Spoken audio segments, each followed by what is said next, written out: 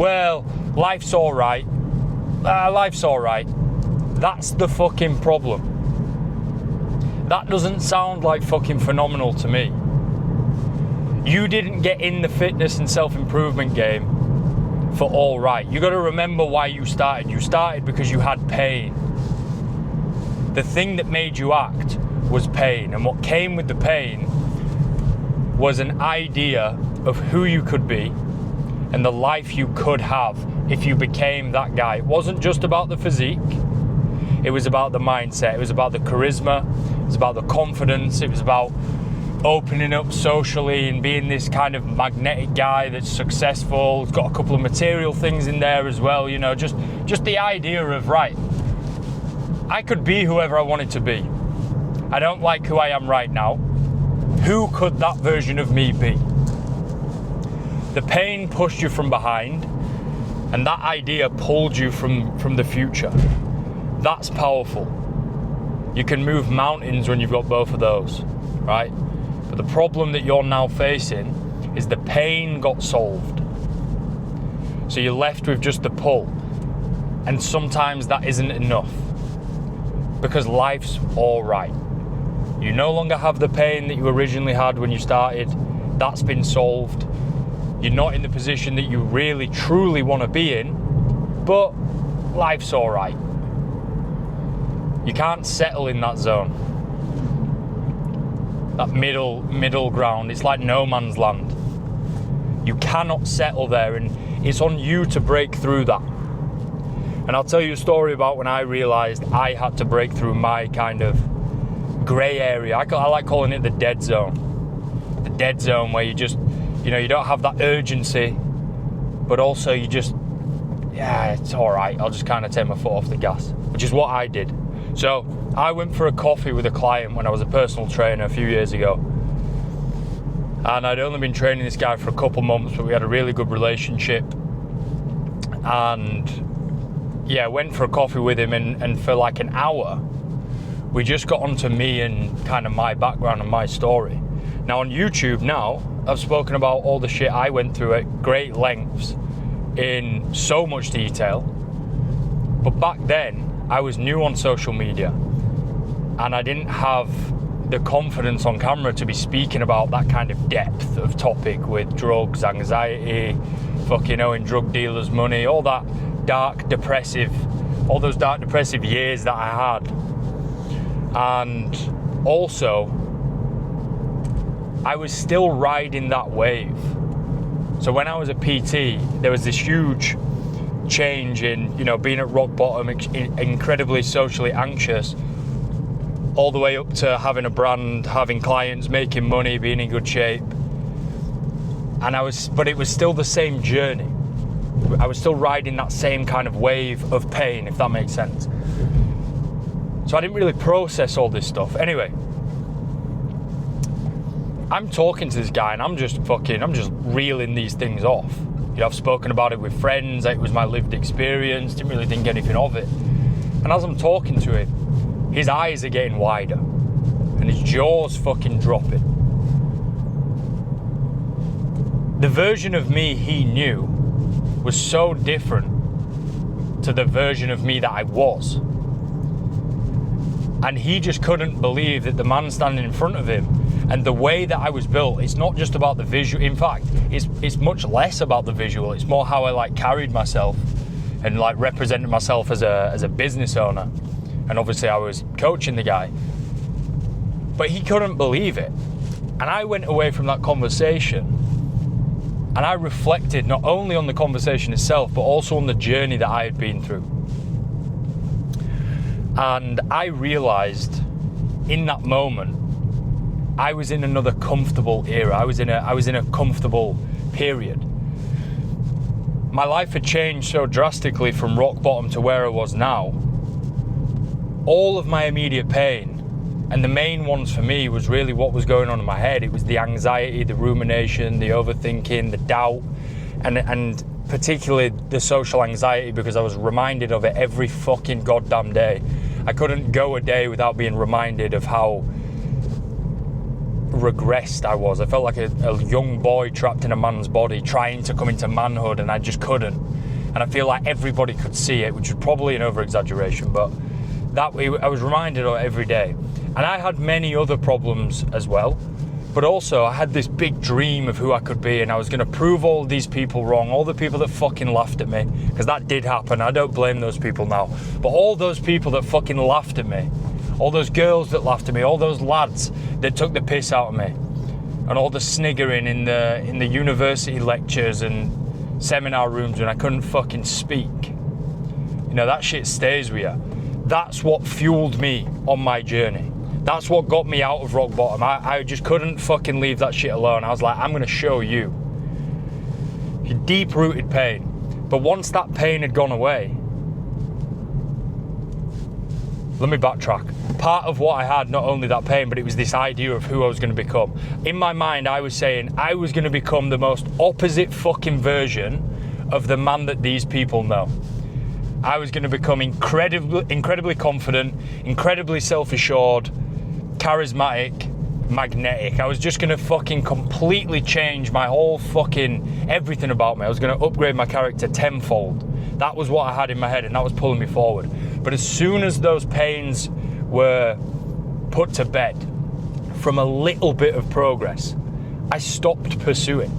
I took my foot way off the gas, and after this conversation with a client, I looked at my life and I was like, nothing's moved in the last 6 months. Nothing. I'm not making more money. I'm not saving more money. I'm not in a better financial position. I'm not growing as a person anymore. I feel like I've kind of hit a sticking point. I've lost my way with training. I was still in decent shape, but that clear or that clarity on, right, what am I doing in this training phase? What am I actually fucking working towards? What am I doing in this mesocycle? Like the nitty gritty that always kept pulling me along, I didn't have that. I kind of just, everything just died down. I took my foot off the gas, and what had happened was, as I lost the engine of pain pushing me forward, even though I still had that engine running that was my vision pulling me forward, I switched it off. I stopped thinking of who I could become. And that's where you find yourself in no man's land. When I was at rock bottom, or if you've gone through pain, you watching right now, you'll be able to relate to this. When you go through pain, if you go through enough pain, you're called to action, because it's almost like a slingshot, right?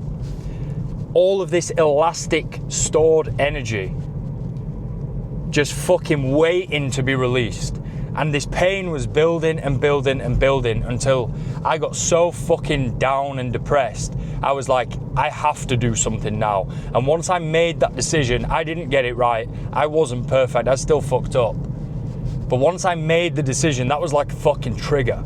And it released that slingshot, and all of that pain, all of that stored fucking energy, that just pushed me through. And it got me out of rock bottom over the next kind of couple of years. But that's only in an incredibly painful situation.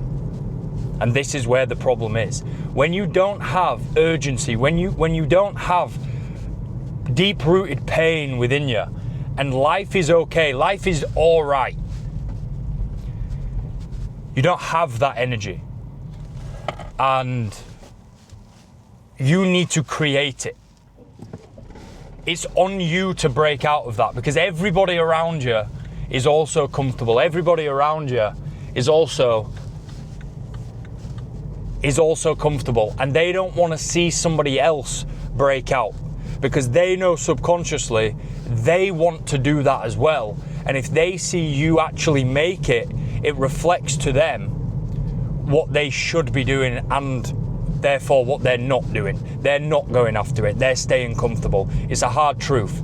And this is essentially why that kind of phenomenon of people want to see you win until you win, that's exactly what it is. That is exactly what it fucking is. People around you don't want to see you doing the thing that they know they haven't got the balls to fucking do, or the energy to fucking go after, right?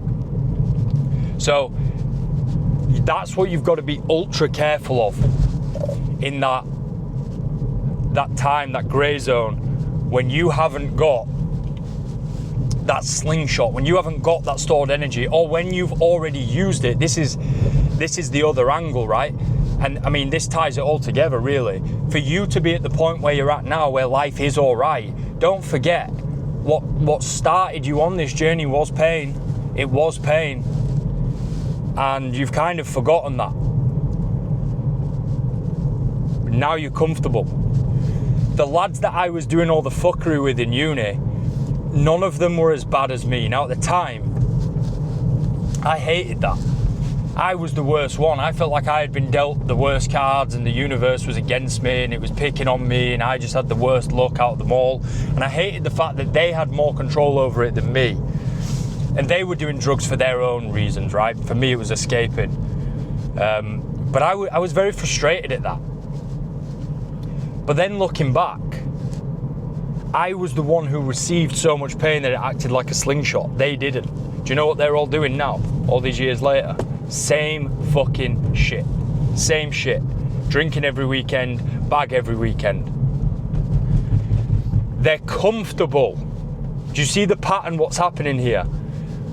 They're too comfortable. It's not that bad. They probably know they shouldn't be sniffing bags. They probably know they shouldn't be fucking drinking every weekend. They probably know they should be getting the fucking money up and creating a business or more freedom or actually going for what they want in life. They probably know that, but also at the same time, it's not that bad. I kind of enjoy going to the pub fucking Thursday, Friday, Saturday and waking up feeling like I'm on death's door on fucking Sunday. Ain't that bad. We had fun. Spent fucking thousands of pounds just on fucking gear. But oh well. It was pretty funny, wasn't it, in that lad's kitchen at 6 a.m. Yeah, I'm sure it was. You have to break out, guys. We're not here to live the same fucking life forever. We're here to progress. That is what evolution is fucking about. Evolution was always from a biological standpoint. And now with how society is and how humans are, I believe the word is epigenetic, which is more so like behaviors, because we have free will now, right? We don't biologically evolve in our lifetime in a 70-year span, but we absolutely do in terms of our character, in terms of our personality and who we are. We absolutely progress, and that's what you should be chasing. We're not here to live the same fucking life from the moment you're 18 to all the way through your life. You're meant to be progressing. And if life is good for you right now, I need you to understand this, guys. I need you to really understand this. I am genuinely happy for you. This is the thing. This is the hardest thing about it. If your life is good right now and you are happy and you are comfortable, then I genuinely am happy for you, because it's all about happiness. But my point is, if you had this same physique, same body, same mindset, same limiting beliefs, same doubts, same stresses, same worries, same relationship, same money coming in every month, same opportunities, same freedom that you have right now, same people telling you what to fucking do, where to be, and that you can only have this amount of fucking time off a year for the rest of your life, would you be happy with it? Would you be happy with that? Can you put your hand on your heart and say, yeah, do you know what? I'm happy with this. Or not? Does that scare you? Because there's your fucking answer. I know life's good. I'm happy life's good. You should be happy life's good, but there's fucking more in the tank. And that is why you started in the fucking first place.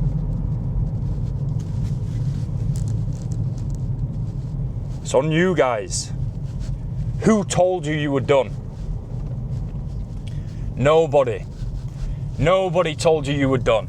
You didn't even tell yourself you were done. You never had the conversation when things got better to say, yeah, do you know what? I've put my stint in now. That'll do me. That's not what happened. You just took your foot off the gas because of the circumstance. That version of you that you had in your mind that was pulling you forward to begin with, he's still fucking in there. Go and get him.